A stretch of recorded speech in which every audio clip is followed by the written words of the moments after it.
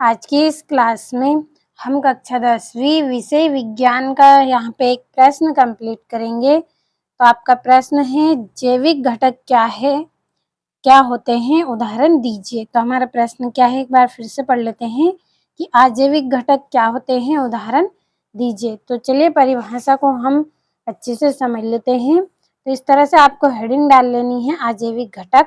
तो पारितंत्र के कार्बनिक एवं अकार्बनिक पदार्थ तथा भौतिक वातावरण आदि सभी क्या है, अजैव पदार्थ हैं और इन्हें क्या कहते हैं, अजैविक घटक कहलाते हैं। ये क्या कहलाते हैं, अजैविक घटक कहलाते हैं। तो देखिए परिभाषा बहुत ही आसान और सरल है। आपको 2-3 वर्ड ही इसमें याद रखने हैं कि पारितंत्र के क्या है, कार्बनिक एवं अकार्बनिक पदार्थ तथा क्या है, भौतिक वातावरण, ये सभी क्या है, अजैव पदार्थ है और इन्हीं को हम क्या कहते हैं, अजैविक घटक कहते हैं। तो ये आपकी यहाँ पे परिभाषा हो गई।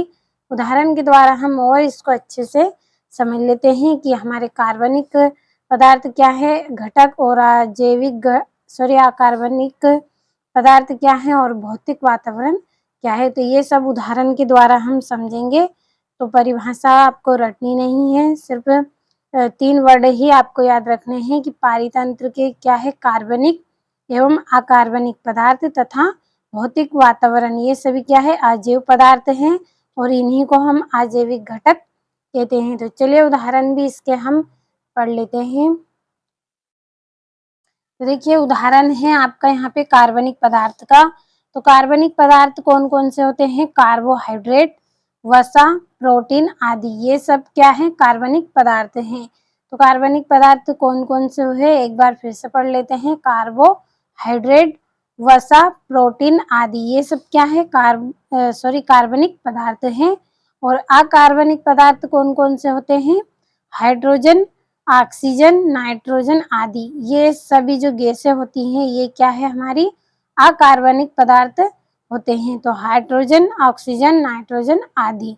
भौतिक वातावरण, तो देखिए भौतिक वातावरण के अंतर्गत क्या आता है, प्रकाश, ताप आदि।